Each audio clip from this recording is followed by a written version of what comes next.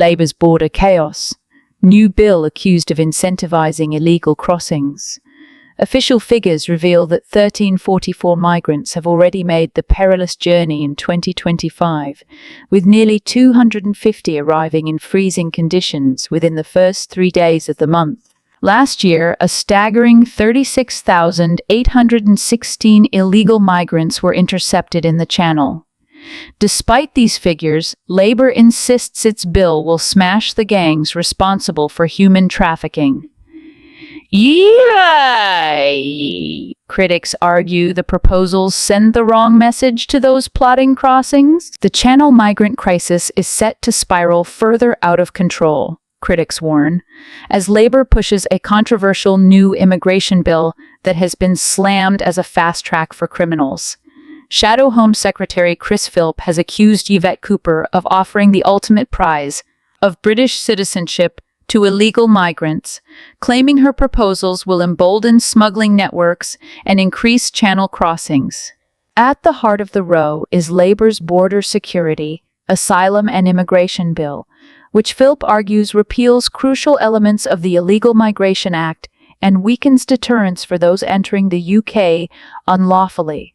The bill, he claims, effectively provides a pathway to citizenship for those who flout immigration laws, undermining efforts to tackle illegal migration and border security.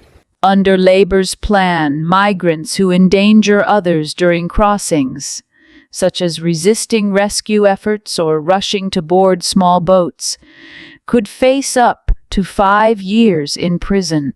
Those facilitating crossings, including individuals supplying engines and life jackets, could be jailed for up to 14 years under laws modeled on counter-terrorism legislation. However, opponents warn that these measures do little to deter crossings in the first place, with the bill ultimately offering illegal migrants a route to UK citizenship rather than firm deterrent. Meanwhile, the Home Office is ramping up enforcement measures, allowing immigration officers to seize phones and laptops from suspects before making arrests, a move designed to extract vital intelligence from smuggling networks. Officials argue that border force officers often face floating crime scenes, with traumatized migrants unable to provide crucial information about the criminal gangs controlling the crossings.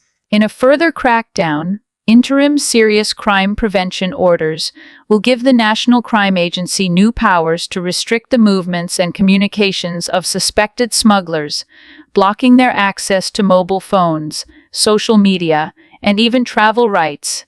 Despite these measures, frustration is mounting over the government's lack of a coherent plan, with critics pointing to a 30% rise in illegal crossings since the election as evidence of a system in freefall.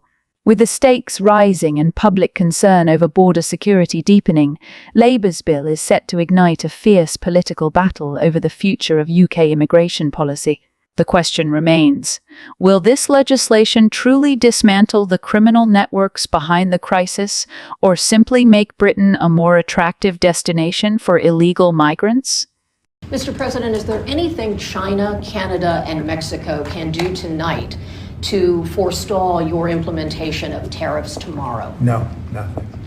Not right now, no. Not a negotiating tool? No, it's not. No, it's a pure economic. We have big deficits with, as you know, with all three of them. And in one case, they're sending massive amounts of fentanyl, killing hundreds of thousands of people a year with the fentanyl.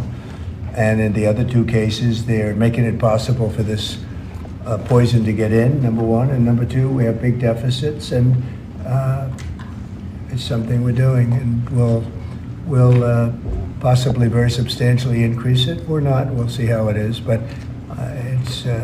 it's a lot of money coming to the United States. As you know, we have about a $200 billion deficit with Canada, getting close to $200 billion.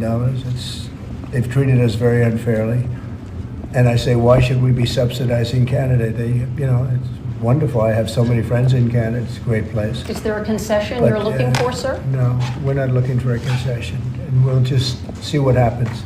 We'll see what happens. And with Mexico, it's the same thing. We have a $250 billion deficit, and we have a lot of people coming into the border, and now we've largely stopped that, but we've stopped that ourselves. I think they've done a fantastic job. You've seen the numbers; they've dropped to almost zero. But we've suffered under the past administration for years and years. We've suffered with millions of criminals coming into our country. Criminals, people from jails from all over the world. They come through Mexico and they come through Canada too. A lot of them come through Canada, and a lot of fentanyl comes through Canada. And China makes the fentanyl. China makes the fentanyl, gives it to Mexico, puts it through Canada, puts it through different places, mostly Mexico, but also a lot through Canada. And so all three haven't treated us very well. Trump defends tariff hikes, blames China, Canada, and Mexico for economic and border crisis in a defiant stance on his tariff policy. Former President Donald Trump made it clear that China, Canada, and Mexico have no room for negotiation when it comes to his plans for increased trade barriers. Speaking in a recent interview, Trump doubled down on his economic nationalism, arguing that tariffs are not simply a bargaining tool, but a necessary measure to address the massive trade deficits the United States holds with all three nations. Trump's remarks come at a time of heightened tensions over trade and border security. The former president linked his hardline economic policies to his broader concerns over national security, accusing China of fueling the opioid epidemic by sending large amounts of fentanyl into Mexico, which he claimed then makes its way into Canada before flooding the United States. He further blamed Mexico for failing to curb illegal immigration, pointing to what he called a terrible number of border crossings that continue to strain U.S. resources. The former president's sharp rhetoric signals a potential return to the America First trade agenda that defined his administration, where tariffs were wielded as a blunt instrument to pressure foreign governments into economic concessions. Trump's critics argue that such policies could inflame tensions with key allies and disrupt supply chains, while his supporters see them as a necessary correction to unfair trade practices that have disadvantaged American workers.